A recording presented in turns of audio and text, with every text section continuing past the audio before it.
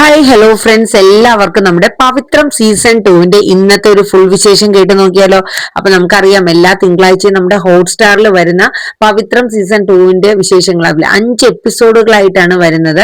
അപ്പൊ ഞാൻ ഒരു ഇൻട്രോ പോലെ തന്നെ ഈ 5 എപ്പിസോഡുകളും ഉൾപ്പെടുത്തിക്കൊണ്ട് തന്നെ ഇന്നത്തെ ഒരു പ്രൊമോ പറയാൻ നോക്കണം. അപ്പൊ നമ്മുടെ വീഡിയോസ് ഒക്കെ കേട്ട് ഇഷ്ടപ്പെടുകയാണെങ്കിൽ ഒന്ന് ലൈക്ക് ചെയ്യാനും ഹൈപ്പ് ചെയ്യാനും മറന്നു പോകണ്ട കേട്ടോ. ഒപ്പം നമ്മുടെ ചാനൽ ആദ്യമായിട്ടാണ് നിങ്ങൾ കാണുന്നതെങ്കിൽ സബ്സ്ക്രൈബ് ചെയ്തോടെ സപ്പോർട്ട് ചെയ്യുക. അപ്പൊ ഇന്നത്തെ വിശേഷത്തിൽ നമ്മുടെ വിക്രം നമ്മുടെ ഗൗരിമോളെ നോക്കാനായിട്ട് പോയി തുടങ്ങിയല്ലോ. പക്ഷെ ഈ വിക്രം എന്ന ഈ ഒരു ക്യാരക്ടർ, അതായത് ഒരു ബോഡി ഗാർഡ് ആയിട്ടാണ് നമ്മുടെ വിക്രം നമ്മുടെ ഗൗരിമോളെ നോക്കാനായിട്ട് പോകുന്നത്. സ്വന്തം അച്ഛനാണ് നിൽക്കുന്നതെന്നോ അല്ലെങ്കിൽ സ്വന്തം മകളാണ് തന്റെ മുന്നിൽ നിൽക്കുന്നത് എന്നുള്ള ഒരു ഇതും രണ്ടു പേർക്കും ഇല്ലല്ലോ. പക്ഷെ നമ്മുടെ ഗൗരിമോക്ക് ഇത് ഗൗരിമോളുടെ കാർട്ടൂണിലെ ശംഭുകൻ, അതായത് ശംഭുകനെ ഓടിക്കാനുള്ള പദ്ധതികളാണ് നമ്മളെ ഗൗരിമോള് നോക്കിക്കൊണ്ടിരിക്കണത് കേട്ടോ. സ്കൂളിലാണെങ്കിലും എന്താണെങ്കിലും ഗൗരിമോളെ കൂടെ എത്രത്തോളം അറ്റാച്ച് ചെയ്യാൻ നോക്കുമോ, പക്ഷെ മോക്ക് അത് ഇഷ്ടമല്ല. ഇപ്പോ പൊക്കോണം, ചമ്പുകൻ എന്റെ കൂടെ വേണ്ട, എനിക്കൊരു ബോഡി ഗാർഡിന്റെ ആവശ്യമില്ല എന്നാണ് ഗൗരിമോളുടെ നിലപാട്. അങ്ങനെ സ്കൂൾ ബസിന്റെ പുറകെ നമ്മുടെ വിക്രം ഫോളോ ചെയ്ത് വരെയാണ്. കാരണം മോളെ അങ്ങനെ കെയർ ചെയ്യാനാണ് തരുൺ സാറ് പറഞ്ഞിരിക്കുന്നത്. കാരണം എപ്പോഴാണ്, എങ്ങനെയാണ്, ഏത് രീതിയിലാണ് മോളെ കിഡ്നാപ്പ് ചെയ്യണേന്ന് പറയാൻ പറ്റില്ല. അപ്പൊ അതുകൊണ്ടാണ് ആ രീതിയിൽ വിക്രം പോണത്. അപ്പം നമ്മുടെ പിന്നെ ഗൗരിമോള് പാട്ടൊക്കെ പാടി അവരെല്ലാ കുട്ടികളും കൂടെയൊക്കെ നല്ല പാട്ടൊക്കെ ആയിട്ട് ജോളിയായിട്ട് പോകുമ്പോ ഗൗരിമോളുടെ കൂട്ടുകാരൊക്കെ ഗൗരിമോളെ കളിയാക്കണം. കാരണം അയ്യേ, നിനക്ക് സ്കൂളിൽ പോകാനും പേടിയായതുകൊണ്ടല്ലേ നിന്റെ പപ്പ ബോഡി ഗാർഡിനെ ആക്കിയിരിക്കുന്നതൊക്കെ പറഞ്ഞ് എല്ലാ ഫ്രണ്ട്സും കളിയാക്കുക. ഇത് കേട്ടപ്പോഴേക്കും നമ്മുടെ ഗൗരിക്കുട്ടിക്ക് ഭയങ്കര വിഷമാവേണ്. എന്നെ ഇപ്പൊ കാണിച്ചു തരാം. അങ്ങനെ ഡ്രൈവറിന്റെ അടുത്ത് സ്റ്റോപ്പ് ദ ബസ് എന്നൊക്കെ പറഞ്ഞിട്ട് പുള്ളിക്കാരത്തി ബസ് നിർത്തിയിട്ട് ഇറങ്ങിപ്പോവാണ്. അപ്പോഴേക്കും നമ്മുടെ വിക്രമും ബാക്കിൽ പെട്ടെന്ന് നിർത്തുകയാണ്. അപ്പം പറയും, അതെ, എനിക്കൊരു ബോഡി ഗാർഡിന്റെ ആവശ്യമില്ല, ഇയാളെ പൊക്കോ എന്ന് പറഞ്ഞിട്ട് ഗൗരിമോള് തിരിച്ച് ബസ്സിൽ കയറുകയാണ്. എന്റെ കൂടെ വരണ്ട. പക്ഷെ അതൊന്നും വകവെക്കില്ല കേട്ടോ. വിക്രം വീണ്ടും ബസ് ഫോളോ ചെയ്ത് തന്നെ പോകും. പക്ഷെ സ്കൂളിലെത്തിയിട്ട് മോള് ഭയങ്കര ഇതായിരുന്നു, വിക്രം ഇരിക്കണ്ട, പൊക്കോ, എനിക്ക് ബോഡി ഗാർഡ് വേണ്ട. മോളെ അച്ഛൻ പറഞ്ഞിരിക്കുന്ന അങ്ങനെയല്ലല്ലോ, മോളെ കൂടെ എപ്പോഴും വേണോന്നല്ലേ. പക്ഷെ മോക്ക് എന്തോ ഭയങ്കര ബുദ്ധിമുട്ടായി. അങ്ങനെ മിസ് വന്നപ്പോഴത്തേക്ക് മോള് പറഞ്ഞു, എന്റെ കൂട്ടുകാരെല്ലാം എന്നെ കളിയാക്കുക മിസ്സേ, ബോഡി ഗാർഡ്. ഓഹോ, അതാണോ കാര്യം? അത് ഇപ്പൊ തന്നെ മിസ് ശരിയാക്കാലോ.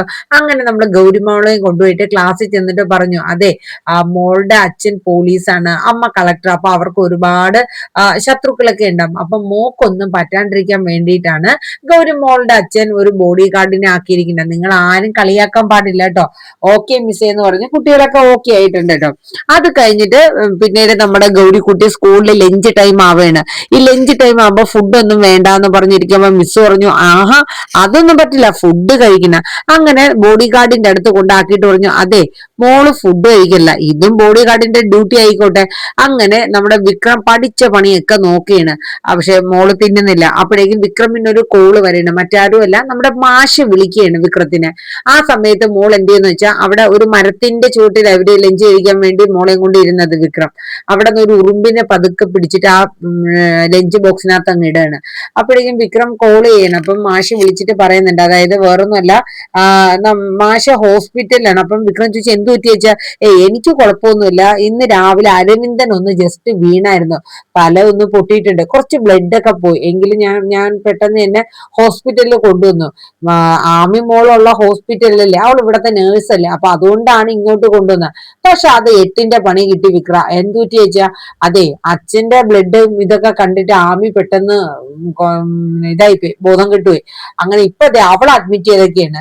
അരവിന്ദന് കുഴപ്പമൊന്നുമില്ല, 2 സ്റ്റിച്ച് ഇട്ടു, സ്കാൻ ചെയ്തു, അതിലൊന്നും യാതൊരു കുഴപ്പമില്ല. ആമി തളർന്നു. അപ്പൊ അങ്ങനത്തെ സിറ്റുവേഷനൊക്കെ നമ്മുടെ മാഷ് വിളിച്ച് വിക്രത്തിന്റെ അടുത്ത് പറയണ്. അപ്പൊ വിക്രം ചോദിച്ചു, അച്ഛൻ ഞാൻ ഇപ്പൊ അങ്ങോട്ട് വരണോ? വേണ്ട, ഞാൻ വിവരമൊന്നും നിന്റെ അടുത്ത് പറഞ്ഞു എന്നേ ഉള്ളൂ മോനെ, നിന്റെ ജോലി കളയണ്ട, അത് നടക്കട്ടെ എന്ന് പറഞ്ഞു. ശരി അച്ഛാന്ന് പറഞ്ഞു വെക്കുകയാണ് കേട്ടോ. അപ്പൊ ഈ സമയപ്പോഴേക്കും നമ്മുടെ ഗൗരിക്കുട്ടി ഉറുമ്പിനെയൊക്കെ പിടിച്ചിട്ട് റെഡിയാക്കി. ഈ ചോറാണോ എന്റെ അടുത്ത് ബോഡി ഗാർഡ് കഴിക്കാൻ പറയണത്? എനിക്കൊന്നും വേണ്ട. അപ്പോഴേക്കും മിസ് വന്നിട്ട് പറഞ്ഞു, ഇതുവരെ ലഞ്ച് കഴിച്ചു കഴിഞ്ഞില്ലേ മിസ്? നോക്കിയേ, ഈ ഉറുമ്പ് വീണ ചോറാ ഈ ബോഡി ഗാർഡ് എന്റെ അടുത്ത് തിന്നാൻ പറഞ്ഞു, ഞാൻ എന്റെ അച്ഛനോട് പറഞ്ഞു കൊടുക്കുന്നുണ്ട് എന്നൊക്കെ പറഞ്ഞ് കള്ള കുടുംബത്തിൽ ഓരോ പരിഭവങ്ങളൊക്കെ പറയണ. അവർക്ക് 2 രണ്ടുപേർക്കും മനസ്സിലായി ലഞ്ച് കഴിക്കാതിരിക്കാൻ വേണ്ടിയിട്ടുള്ള ഉടായ്പാണെന്ന്. അങ്ങനെ നമ്മുടെ വിക്രം എന്ത് ചെയ്യുന്ന വെച്ചാൽ നേരെ പുറത്തു പോയിട്ട് മോക്ക് കഴിക്കാനായിട്ട് ചപ്പാത്തിയും ഐസ്ക്രീമും കൂടെ കൊണ്ടുവന്നിട്ട് അത് ചപ്പാത്തി ഐസ്ക്രീമിലോട്ട് തേച്ചിട്ട് റോൾ ചെയ്ത് കൊടുക്കണം. അപ്പൊ അത് കഴിച്ചു കേട്ടോ അവള്. അപ്പൊ ഇതിനിടയിൽ നമ്മുടെ വിക്രം പെട്ടെന്ന് ഹോസ്പിറ്റൽ വരെ പോകുന്നുണ്ട്. ആമി കിടക്കുന്ന ഹോസ്പിറ്റൽ, ആമി വർക്ക് ചെയ്യുന്നതും അവിടെ തന്നെയാണ്.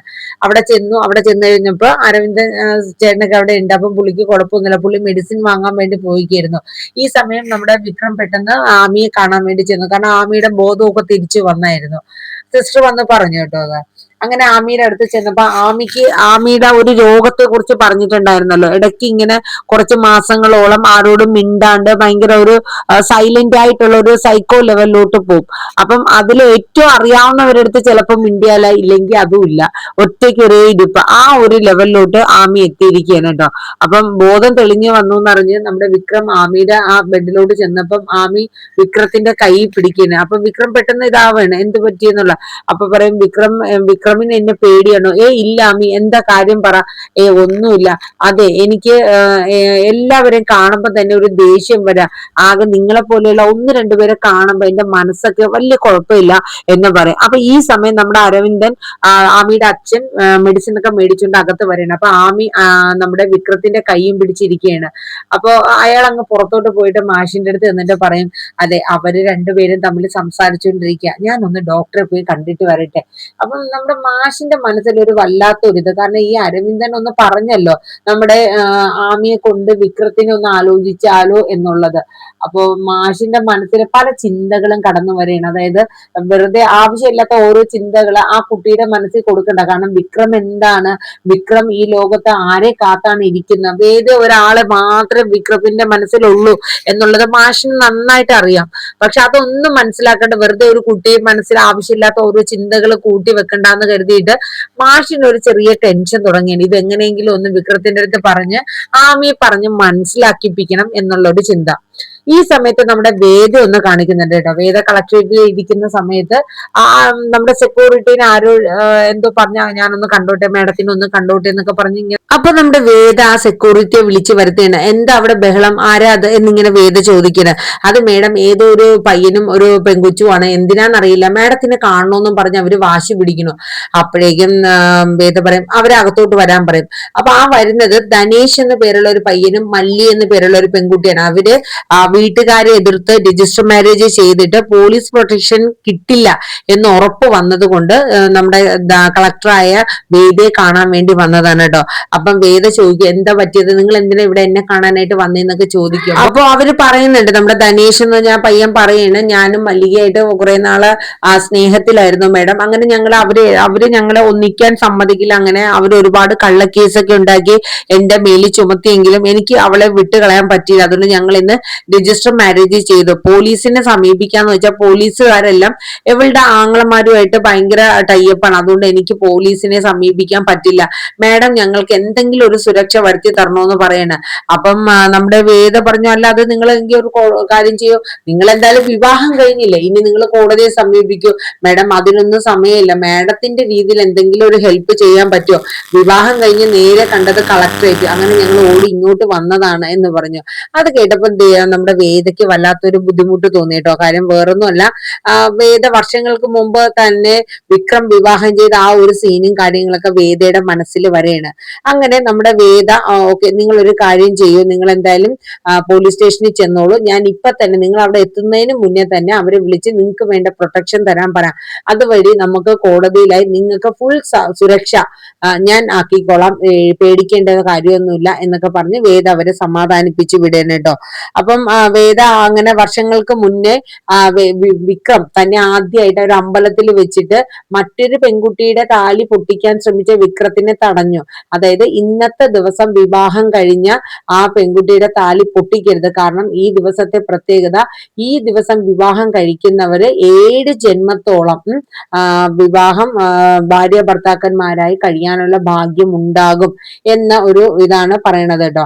അപ്പൊ അതുകൊണ്ട് വേദ വിക്രത്തിനെ അന്ന് തടഞ്ഞു. അപ്പൊ അത് കേട്ടപ്പോ വിക്രം ബലം പ്രയോഗിച്ച് വേദ വിവാഹം കഴിക്കുകയാണ്. അങ്ങനെയാണ് നമ്മുടെ വിക്രത്തിന്റെ ജീവിതത്തിലോട്ട് നമ്മുടെ വേദ വന്നത് കേട്ടോ.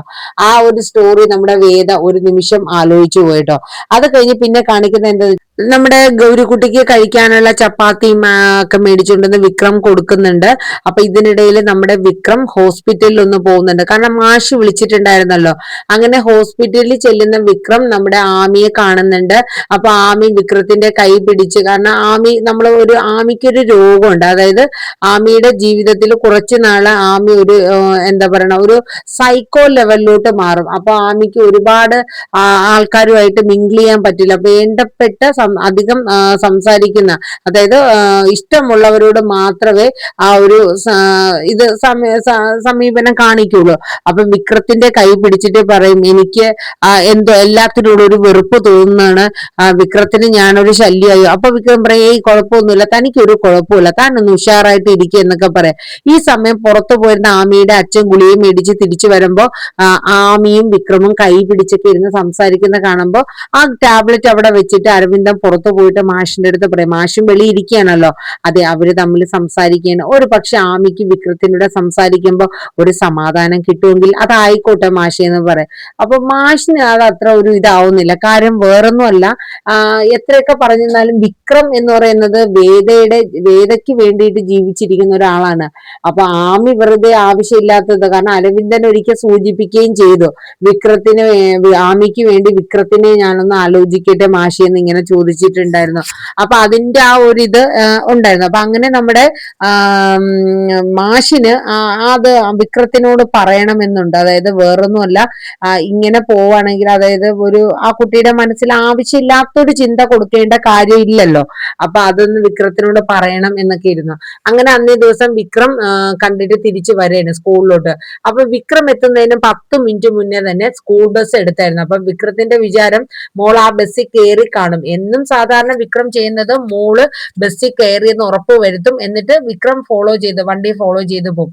അങ്ങനെ ബസ് സ്റ്റോപ്പ് എത്തിയപ്പോ വിക്രമും ബസ്സിന്റെ തൊട്ടു പിന്നാലെ ഉണ്ട്.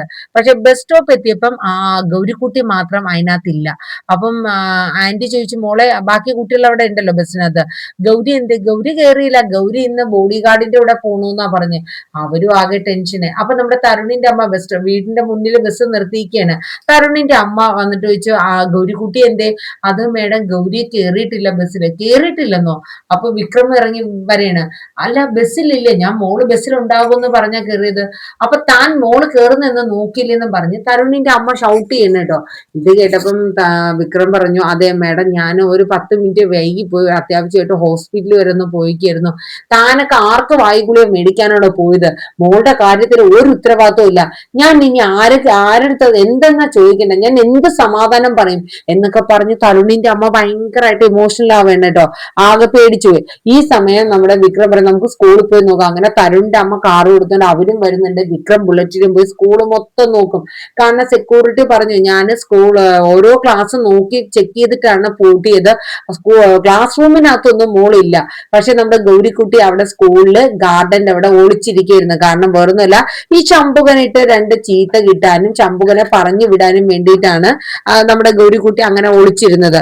അപ്പൊ ആകെ എന്ത് ചെയ്യണോന്ന് അറിയില്ലായിരുന്നു. അങ്ങനെ ഇവര് കിടന്ന് ആകെ വെപ്രാളപ്പെട്ട് ഇങ്ങനെ കാണിക്കുന്നുണ്ട്. അപ്പൊ ഗൗരി എന്ത് ചെയ്യുന്ന വെച്ചാൽ, ഞാൻ ഇവിടെ ഉണ്ടേന്ന് പറഞ്ഞ് ചെല്ലാണ്. ഈ സമയം തരുണിന്റെ അമ്മയ്ക്ക് അങ്ങോട്ട് ദേഷ്യം പറയണ്, അതെ നിന്റെ പിള്ളകളി കുറച്ചിച്ചിരി കൂടുന്നുണ്ട്, നീ ഒന്ന് അടങ്ങി ഒതുങ്ങി മര്യാദയ്ക്ക് ഇരുന്നോണേ ഗൗരി, ഞാൻ ഇതിനെന്തായാലും നിന്റെ അച്ഛൻ ഇങ്ങ് വരട്ടെ, ഇതിനൊരു സമാധാനം ഉണ്ടാക്കിയിട്ട് കാര്യമുള്ളൂ എന്നൊക്കെ പറഞ്ഞിട്ട് മുത്തശ്ശി കുറേ വഴക്കുറേ.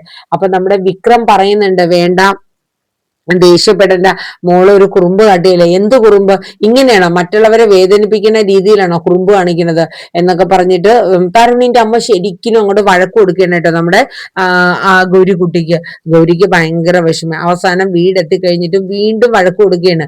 അപ്പം നമ്മുടെ ഗൗരിക്കുട്ടീനെ വീണ്ടും വഴക്ക് പറയാണ്. കാരണം എന്ന് വെച്ചാൽ വീണ്ടും നമ്മുടെ തരുണിന്റെ അമ്മേനെ, മുത്തശ്ശീനെ ഗൗരിക്കുട്ടി ഈ കാർട്ടൂണിലെ വേറൊരു രാക്ഷസിയുടെ പേര് പറഞ്ഞ് വിളിക്കുകയാണ്. അപ്പം തരുണിന്റെ അമ്മയ്ക്ക് ദേഷ്യം വരുമ്പോ, ഇനി മേലെ വിളിച്ച നിന്നെ ഞാൻ ശരിയാക്കും എന്ന് പറഞ്ഞിട്ട് അകത്ത് കയറി പോകാൻ കേട്ടോ. അപ്പൊ നമ്മുടെ വിക്രം മോളെ സമാധാനിപ്പിച്ചു, അതെ പോട്ടെ സാരമില്ല, എന്നെ പറ്റിക്കാൻ വേണ്ടിയിട്ടല്ലേ എന്റെ ഗൗരിക്കുട്ടി ഒളിച്ചിരുന്നേന്നൊക്കെ ഇങ്ങനെ ചോദിക്കും. അപ്പൊ ഗൗരിക്കുട്ടി അതേന്നൊക്കെ പറയും കേട്ടോ. അത് കഴിഞ്ഞ് പിന്നെ കാണിക്കുന്ന സീൻ എന്ന് പറയുന്നത്, പിന്നെ നമ്മുടെ എന്താണ് ഓണത്തിന്റെ ഒക്കെ പരിപാടി അത്തമൊക്കെ ആവേണ്. അപ്പൊ അന്നേ ദിവസം നമ്മുടെ വിക്രത്തിന് കിടക്കാൻ വേണ്ടിയിട്ട് മോളൊരു ടെന്റ് ഒക്കെ, അതായത് തരുൺ ടൂറിനൊക്കെ പോകുമ്പോൾ കൊണ്ടുവന്ന ആ ഒരു ടെന്റ് ഇങ്ങനെ നമുക്ക് പോകുന്നിടത്തൊക്കെ കൊണ്ടുപോകാലോ, അപ്പൊ രണ്ടാമത്തെ ഒരെണ്ണം കൊടുത്തിട്ട് അവര് ഒരു ഇതിലാണ് കിടന്നത് നമ്മുടെ വിക്രം. അപ്പം അന്ന് രാത്രി തന്നെ വിക്രം നമ്മുടെ മാഷ് വിളിക്കുന്നുണ്ട്. അതായത് ആമി വീട്ടിലെത്തിയിട്ട് ഭയങ്കരമായിട്ട് പേടിച്ചൊക്കെ കരഞ്ഞു, ഇനിയിപ്പോ ഹോസ്പിറ്റലിൽ കൊണ്ടുപോകേണ്ടി വരുമോ എന്നൊക്കെ കരുതിയിട്ട് മാഷ് വിക്രത്തെ വിളിച്ചായിരുന്നു. പക്ഷെ അത് ആമി സ്വപ്നം കണ്ട് എന്തോ പേടിച്ചതാണ്, കുഴപ്പമൊന്നുമില്ലായിരുന്നു. പക്ഷെ രാവിലെ തന്നെ നമ്മുടെ വിക്രം ആമിയെയും അച്ഛനെയും ഒക്കെ ഒന്ന് കാണാൻ വേണ്ടി പോയിട്ടുണ്ടായിരുന്നു കേട്ടോ. അപ്പൊ ഇവിടെ വീട്ടിൽ ആരുടെ പറയാണ്ടാണ് പോയത്. അപ്പൊ രാവിലെ എഴുന്നേറ്റിട്ട് തരുണിന്റെ അമ്മ നോക്കിയപ്പോ നമ്മുടെ വിക്രം കാണാനില്ല, ആരോടും പറയാണ്ട് പോയില്ല. അങ്ങനെ തരുണിനെ വിളിച്ച് പറഞ്ഞിട്ട് വിക്രത്തിന് വഴക്ക് കൊടുക്കുന്നുണ്ട്. താൻ അങ്ങനെ ആരോടും പറയാണ്ടൊക്കെ പോയാൽ എങ്ങനെ ശരിയാവണേ, ഒരു ഉത്തരവാദിത്വമൊക്കെ തനിക്ക് വേണ്ടേ എന്നൊക്കെ ഇങ്ങനെ പറയുന്നുണ്ട് കേട്ടോ. ഇത് കേൾക്കുമ്പോ വിക്രം പറയും, സാർ ഇനി ഞാൻ അങ്ങനെ ആവർത്തിക്കില്ല എന്നൊക്കെ പറയും കേട്ടോ. അത് മാത്രമല്ല, പിന്നെ അത്തം വന്നു. അത്തം വന്നതിന്റെ ആ ഒരു വിശേഷം, അതായത് അത്തപ്പൂവൊക്കെ ഇട്ട് തുടങ്ങണം. അപ്പൊ വിക്രം കൂടെ ചെന്നിട്ട് ആമീനെയും കൂടെ ഉത്സാഹപ്പെടുത്തിയൊക്കെ ഒന്ന് അത്തമൊക്കെ ഇടിപ്പിക്കാനായിട്ടായിരുന്നു പോയത്. പക്ഷെ ആമിക്ക് ഒരു ഉത്സാഹമില്ല. ആമിയുടെ ആ രോഗത്തെ ബേസ് ചെയ്തിട്ടായിരിക്കും ആമിക്ക് ഒരു ഉഷാറൊന്നും ഇല്ലായിരുന്നു. എങ്കിലും വിക്രമും കൂടെ സപ്പോർട്ട് ചെയ്ത് ആമിയെ ഒന്ന് ഉഷാറാക്കി അത്തമൊക്കെ ഇടിപ്പിക്കുകയാണ്. ഇതേ ദിവസം നമ്മുടെ വേദയും വിളിച്ചിട്ട് നമ്മുടെ ഗൗരിക്കുട്ടിയുടെ അടുത്ത് പറയുന്നുണ്ട്, ഗൗരിക്കുട്ടി അത്തം ഹാപ്പി അത്തം എന്നൊക്കെ പറഞ്ഞിട്ട് വിഷൊക്കെ ചെയ്യുന്നുണ്ട്. അപ്പൊ വിക്രം അങ്ങനെ പറയാണ്ട് പോയത് വേദ അറിയുന്നുണ്ട്. അപ്പൊ വേദയും നമ്മുടെ തരുണിന്റെ അമ്മയുടെ അടുത്ത് പറയുന്നുണ്ട്, അയാൾക്ക് ഒരു ഉത്തരവാദിത്വം ഇല്ലല്ലോ അമ്മ, എന്താ ഇങ്ങനെയെന്നൊക്കെ ചോദിക്കാൻ കേട്ടോ. പിന്നെ ഇത് കഴിഞ്ഞിട്ട് പിന്നെ കാണിക്കുന്നത് നമ്മുടെ ദേവരാജനും കുറച്ച് രാഷ്ട്രീയക്കാരും കൂടെ ചേർന്നിട്ട് മാക്സിമം നമ്മുടെ വേദേനെ ഒന്ന് കയ്യിലെടുക്കാൻ നോക്കി. പക്ഷെ വേദ അങ്ങനത്തെ ഒരു നെഗറ്റീവിലും ഒതുങ്ങില്ല. കാരണം വേറൊന്നുമല്ല, സ്ട്രെയിറ്റ് ആയിട്ടുള്ള കാര്യങ്ങളെ പോവാ, അതാണ് വേദയുടെ നിലപാട്. അപ്പം ദേവരാജിന്റെ കേസ് മാറ്റി തേച്ച് കളയാനുള്ള പല പദ്ധതികളാണ്, പക്ഷെ അതിലൊന്നും വേദ വീണില്ല. അങ്ങനെ ദേവരാജനും ടീമും കൂടെ ചേർന്നിട്ട് ഇവരുടെ ഫാമിലി ഫുൾ ഡീറ്റെയിൽസ് അങ്ങ് എടുക്കുകയാണ്. അതായത് വേദ എവിടെയാണ് ജോലി, മോൾ എവിടെയാണ്. അപ്പം തരുണും വേദയും ഒരേ സ്ഥലത്താണെങ്കിലും രണ്ട് ഫ്ലാറ്റിലാണ് അവർ താമസിക്കുന്നത്. അതെന്തുകൊണ്ടാന്നൊക്കെ ഇങ്ങനെ ദേവരാജ് അന്വേഷിക്കുന്നുണ്ട്. അപ്പൊ മകള് നാട്ടിലാണ് എന്നുള്ള കാര്യം അറിഞ്ഞു. അങ്ങനെ മകൾക്ക് ഓണായിട്ട് നമുക്ക് ഒരു ഗിഫ്റ്റ് ഒക്കെ കൊടുക്കണ്ടേ എന്നൊക്കെ ഇങ്ങനെ കരുതിയിട്ട്, അതായത് മോളെ ഒന്ന് പേടിപ്പിച്ച് നമ്മുടെ വേദയെ ഒന്ന് നിലയ്ക്ക് നിർത്താനായിട്ടുള്ള പരിപാടിയാണ് ദേവരാജൻ നോക്കിയത് കേട്ടോ. അപ്പോ അതിന് വേണ്ടിയിട്ട് ചില പദ്ധതികളൊക്കെ നമ്മുടെ ദേവരാജൻ ആസൂത്രണം ചെയ്യണം. ഇതേ സമയം ഓണായിട്ട് നമ്മുടെ വിക്രം എല്ലാവർക്കും ഓണക്കോടിയൊക്കെ എടുത്തു കൊടുക്കുകയാണ്. അപ്പം മാഷിന് കൊടുക്കുന്നുണ്ട്, ആമിക്ക് കൊടുക്കുന്നുണ്ട്, അതുപോലെ തന്നെ അരവിന്ദനും കൊടുക്കും. അപ്പൊ അരവിന്ദന് ഭയങ്കര സന്തോഷമായി. കാരണം 5-6-7 കൊല്ലമായിരുന്നു അവർക്ക് ആരെങ്കിലും ഓണപ്പുടവയ്ക്ക് ഇങ്ങനെ മറ്റൊരാളുടെ എടുത്ത് തന്നിട്ട്, സ്വന്തമായിട്ടല്ലേ എടുക്കാറുള്ളൂ. അങ്ങനെ വിക്രം കൊടുത്തപ്പോ അവർക്കൊക്കെ ഒരുപാട് സന്തോഷാവേണേ. അത് കഴിഞ്ഞ് പിന്നീട് കാണിക്കുന്ന സീൻ എന്ന് പറയുന്നത് നമ്മുടെ വീക്കെൻഡ് ആവുമ്പോഴത്തേക്ക് വേദയും തരുണും വീട്ടിലോട്ട് വരണം. അപ്പൊ മോക്ക് ഓണത്തിന് വേണ്ട ടോയ്സും കാര്യങ്ങളും ഒക്കെ കൊണ്ടുവരുന്നുണ്ട് രണ്ടുപേരും. അപ്പൊ മോക്ക് വേണ്ടത് വാളാണ്. അതെന്തെന്ന് വെച്ചാൽ ശംഭുകനുള്ളത് പോലത്തെ കാർട്ടൂണിലെ വാള്. അപ്പം തരുൺ മേടിച്ചു കൊടുക്കാന്നൊക്കെ പറയുന്നുണ്ട്. അപ്പൊ തരുൺ അമ്മയ്ക്കും മോക്കും വേദയ്ക്കും പണിക്കാർക്ക് 2 പേർക്കുമായിട്ട് ഓണക്കോടിയൊക്കെ എടുത്തുകൊണ്ട് വന്നു. പക്ഷെ വേദ എടുത്തപ്പോ അമ്മയ്ക്കും മോക്കും മാത്രമേ എടുത്തോളൂ. പിന്നെ പണിക്കാർക്ക് കാശായിട്ടാ കൊടുക്കണേന്ന് പറഞ്ഞു. തരുണിന് എടുത്തില്ല. അതങ്ങനെ പതിവില്ലാത്തത് കൊണ്ട് വേദ എടുത്തില്ല. അപ്പൊ തരുണിന് മാത്രം ഓണക്കോടി ഇല്ല കേട്ടോ. അപ്പൊ നമ്മുടെ തരുണിന്റെ അമ്മ എന്നിട്ട് ചോദിച്ചു, ഇപ്പൊ 5-6 കൊല്ലമായില്ലേ മോളെ, ഇനിയെങ്കിലും തരുണിന് എന്തിനാ അങ്ങനെ അവോയ്ഡ് ചെയ്യണേ? അപ്പൊ പതിവില്ലാത്തത് കൊണ്ട് അമ്മ ഞാൻ എടുക്കാത്തേന്ന് പറഞ്ഞു. അത് കേട്ടപ്പോ നമ്മുടെ ഗൗരിക്കുട്ടി പറഞ്ഞു, നാളെ പോയിട്ട് അമ്മയ്ക്ക് അച്ഛൻ ഓണക്കോടി മേടിച്ചു തന്നില്ലേ, ഇനി അമ്മ തിരിച്ച് അച്ഛൻ അതുപോലെ ഓണക്കോടി മേടിച്ചു കൊടുക്കണമെന്ന് പറയും. അങ്ങനെ നമ്മുടെ ഗൗരിക്കുട്ടിയുടെ നിർബന്ധപ്രകാരം ഒരു ദിവസം അവര് ഫുള്ളും കറങ്ങാനൊക്കെ പോകും, തരുണും വേദയും മോളും. അങ്ങനെ ഓണക്കോടിയൊക്കെ എടുത്ത് അവർ നല്ല എൻജോയ് ആയിട്ട് വരും കേട്ടോ. എന്നിട്ട് അതിനുശേഷം പിറ്റേ ദിവസം മോള തരുണും വേദയും കൂടെ ചേർന്ന് ഒരു കാറിൽ കൊണ്ടുപോയി ആക്കും കേട്ടോ. അങ്ങനെ വേദയുടെ കാറ് മറ്റേ കാറിനെ ഫോളോ ചെയ്ത് വരും. മോള് സ്കൂള് കൊണ്ടുവന്ന് ആക്കിയിട്ട് വേദ കാറിലോട്ട് കയറാൻ പോകുമ്പം തരുൺ പറയും, അല്ല എടോ ഇന്ന് എനിക്ക് ഡ്രൈവർ ഇല്ല, താനും എന്റെ കൂടെ ഒന്ന് വരാമോ, നമുക്കപ്പോ പേഴ്സണൽ ആയിട്ട് ചില കാര്യങ്ങൾ സംസാരിക്കാനുണ്ട്. അപ്പൊ വേദ പറയും ശരി ഞാൻ വരാന്ന് പറയും. അങ്ങനെ കാറ് അവരെ ഫോളോ ചെയ്ത് വേദയും തരുണും ഒരു കാറിലും വേദയുടെ കാറ് അതിനെ ഫോളോ ചെയ്ത് വന്നുകൊണ്ടിരിക്കുകയാണ് കേട്ടോ. ഈ സമയത്ത് നമ്മുടെ തരുൺ വേദിയോട് ചില കാര്യങ്ങൾ പറയണം. അതായത് ഗൗരിമോളെ കുറിച്ചുള്ള കാര്യങ്ങളാണ്. അതായത് ഗൗരിമോൾ ഇങ്ങനെ പോയാൽ പറ്റില്ല, അവള് സത്യങ്ങളൊക്കെ അറിയണ്ടേ, എന്നായാലും അറിയേണ്ടേയില്ലേ, എന്റെയും രാധികയുടെയും മാത്രം മകളാണ് എന്നുള്ളത്, വേദ ഒരു വളർത്തമ്മ മാത്രമാണ് എന്നുള്ള സത്യം അവൾ അറിയണ്ടേ വേദ എന്ന് ചോദിക്കും. ഇത് കേൾക്കണതും വേദ അങ്ങ് ഷോക്കായി പോകണം. മറ്റൊന്നുമല്ല, കാര്യം എന്താന്ന് വെച്ചാല് ഇത് എന്റെയും വിക്രമിന്റെയും കുഞ്ഞാണ് എന്നുള്ളത് തരുണിന് ചിലപ്പോ തരുണിന് അറിയില്ല. അറിയില്ലല്ലോ. പക്ഷെ അതിന്റെ സത്യാവസ്ഥ അറിയാവുന്ന ഒരാള് അമ്മയുണ്ടല്ലോ സാക്ഷിയായിട്ട്. അങ്ങനെ വേദ പറയുന്നുണ്ട് ഇതെല്ലാം കേട്ടിരുന്നിട്ട്, അതെ മകളോട് അതായത് ഗൗരിയോട് ഇതെല്ലാം പറയുന്നതിന് മുന്നേ തരുൺ അമ്മയുമായിട്ടൊന്ന് ഡിസ്കസ് ചെയ്യണമെന്ന് പറയാണ്. അപ്പോഴേക്കും തരുൺ ചോദിക്കും അതെന്തിനാ അങ്ങനെ വേദ ആ കാറിൽ ഇരുന്ന് കരഞ്ഞിട്ട് ഇറങ്ങാൻ വേണ്ടി ഇങ്ങനെ നിക്കണതും. വേദ നോക്കുമ്പോ വിക്രമിനെ പോലെ ഒരാൾ ആ റോഡിൽ കൂടെ പോവാ. വേദ പെട്ടെന്ന് ഷോക്കായി പോവാ. വേദ പെട്ടെന്ന് വണ്ടി ഇവിടെ നിർത്തിക്കുകയെന്ന് പറഞ്ഞ് ചാടി ഇറങ്ങുകയാണ്. നോക്കുമ്പോ വണ്ടി അങ്ങ് പാസ് ചെയ്ത് പോയി. പക്ഷെ വേദയ്ക്ക് തോന്നിയതാകും എന്ന് കരുതി വേദ പിന്നെ അധികം ഇതാക്കാൻ നിന്നില്ല കേട്ടോ. അത് കഴിഞ്ഞ് വേദ പിന്നെ നേരെ ചെല്ലുകയാണ്. നേരെ ചെല്ലുമ്പോഴത്തേക്ക് ചെന്ന് വേദയുടെ കാറിൽ അങ്ങ് കയറണം. കയറി നേരെ പോകണം.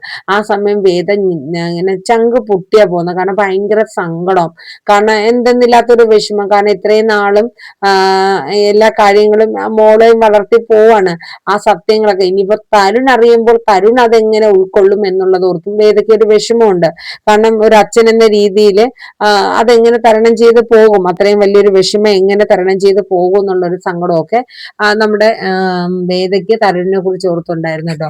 ഇതിനിടയിൽ നമ്മുടെ മാഷ് വിക്രമുമായിട്ട് സംസാരിക്കുന്നുണ്ട്. അതായത് മോനെ നീ നമ്മുടെ ആമിയായിട്ട് സംസാരിക്കണം. കാരണം നിന്റെ മനസ്സിൽ ആമിക്ക് ഒരു സുഹൃത്തിന്റെ ബന്ധം മാത്രമല്ലേ ഉള്ളൂ. അതെന്താ വെച്ചാൽ അങ്ങനെ ചോദിക്കണം. പിന്നെ അല്ലാണ്ട് എന്ത് ബന്ധമാ? എന്റെ ജീവിതത്തിൽ വേദ അല്ലാണ്ട് മറ്റൊരു പെൺകുട്ടി എന്റെ ജീവിതത്തിൽ പോലും ഇല്ല. അത് അച്ഛൻ അറിയാവുന്നല്ലേ എന്ന് പറയാം. എന്നാ മോനെ നീ ആമിയെ പറഞ്ഞ് ആമിക്ക് അതറിയാവോ? ആമിക്ക് അറിയാലോ എന്ന അരവിന്ദന്റെ മനസ്സിൽ ചില തെറ്റിദ്ധാരണകളൊക്കെ ഉണ്ട്. അപ്പൊ ആമിയെ പറഞ്ഞ് നീ അത് മനസ്സിലാക്കിപ്പിക്കണം. ആ കുട്ടിയുടെ മനസ്സിൽ വേണ്ടാത്തൊരു ഒരു ചിന്തയൊന്നും വേണ്ട. നീ എന്താണെന്നും നിന്റെ ജീവിതം എന്താണെന്നും നിനക്ക് ഒരു കുടുംബം ഉണ്ട് എന്നുള്ളതൊക്കെ അവർക്ക് അറിയാമെങ്കിലും അതില്ല എന്നുള്ള ഒരു ഇതിലാണ് അവര് ജീവിക്കുന്നത്. അപ്പൊ അതൊക്കെ ഒന്ന് പറഞ്ഞ് മനസ്സിലാക്കി കൊടുക്കണമെന്ന് മാഷി പറയുന്നുണ്ട്. കാരണം പിന്നീട് അതൊരു ബുദ്ധിമുട്ടായി മാറരുത്, അത്രേ ഉള്ളൂ. അത് ഓർത്തിട്ടാണ് നമ്മുടെ മാഷ് നമ്മുടെ വിക്രത്തിനോട് പറഞ്ഞത്. അപ്പൊ ഏകദേശം ഇന്നത്തെ ആ ഒരു 5 എപ്പിസോഡിലും കൂടെ ഇതൊക്കെ തന്നെയാണ് കാണിക്കുന്നത്.